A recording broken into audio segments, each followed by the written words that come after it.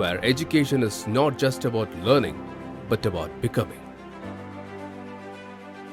JNN Institute of Engineering, Autonomous, Chennai. 2026 சட்டமன்ற தேர்தலில் அதிமுக அறுதி பெரும்பான்மையோடு தனித்து ஆட்சி செய்யும் என்று எடப்பாடி பழனிசாமி கூறியிருந்த நிலையில் அது தொடர்பாக விசிக தலைவர் திருமாவளவன் பேசியிருக்கிறார். அதனை பார்க்கலாம்.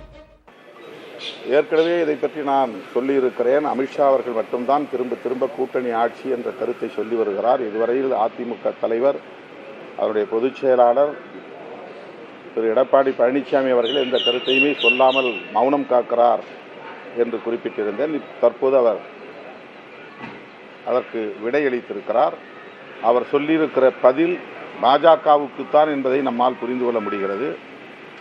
கூட்டணி ஆட்சி இங்கு இல்லை, அதிமுக அதற்கு உடன்படாது என்கிற விடையை பாஜகவினருக்குத்தான் சொல்லியிருக்கிறார் என்பதை எளிதாக புரிந்து கொள்ள முடிகிறது. அதேபோல அதிமுகவை எந்த கொம்பனாலும் கபலீகரம் செய்ய முடியாது என்ற கருத்தையும் பதிவு செய்திருக்கிறார். கபலீகரம் செய்வதற்கு யார் முயற்சிக்கிறார்கள் என்பதையும் அவர் தெளிவுபடுத்த வேண்டும்.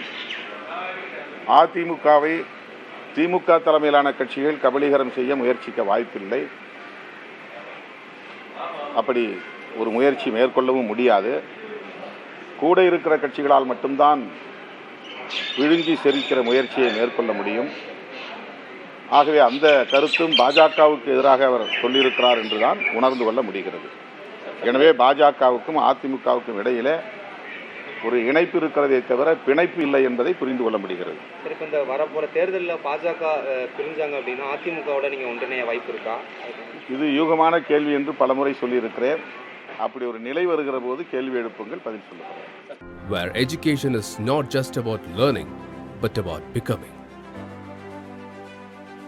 JNN Institute of Engineering, Autonomous, Chennai.